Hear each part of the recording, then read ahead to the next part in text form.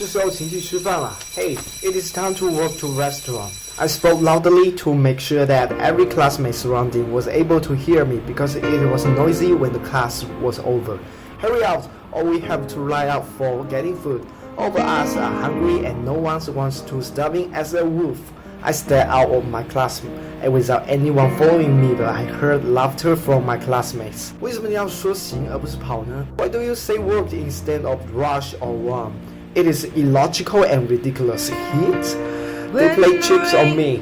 At that time, I felt that I was in a world separated from my classmates and even my new high school. From my classmates, I was an alien who made many stupid mistakes when I was speaking and gave some words at the wrong meaning. Everything that had confused me about this new language became clear after I had studied on my high school for several months.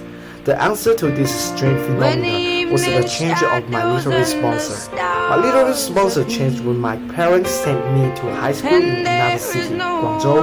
But my hometown, Chaozhou, is a historic city which has a different language from Chinese standard language, Mandarin. In my hometown, people around me are my literary sponsors. Even most of my teachers spoke and taught me the local language. Without any limitation of speaking Chaozhou language, my Mandarin was so weak that I didn't realize that my local language was different from the language people used in chocolates. I was able to memorize the day I stepped into my new classroom.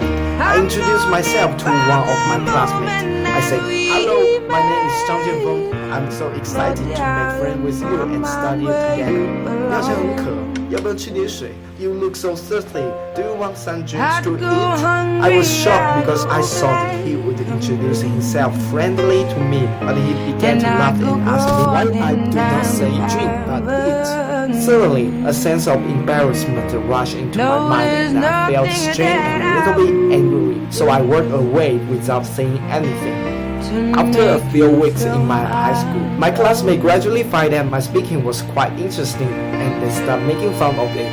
They came to talk with me and ask some questions by imitating my speaking style. My response to their ignorance was to ignore.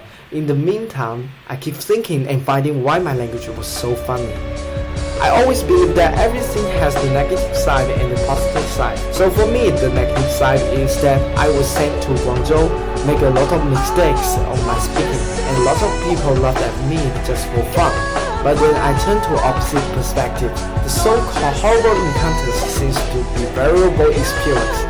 The reason is that if I had not gone to Guangzhou, I could not have realized that there was a serious problem in my speaking and I could not have had a chance to correct it. I strongly believe that no one has been destined to be a loser. In order to solve my speaking problem, I bought a notebook to write down every word that I had a different meaning from my local language, and I practice this word rapidly. Every time I see, speak, and hear, it's a process of learning.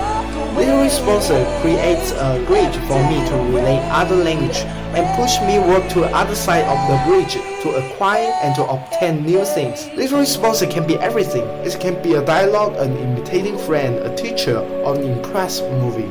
I feel glad that my literary sponsor changed several times and every time gave me a surprise. Changes give me a chance to grow.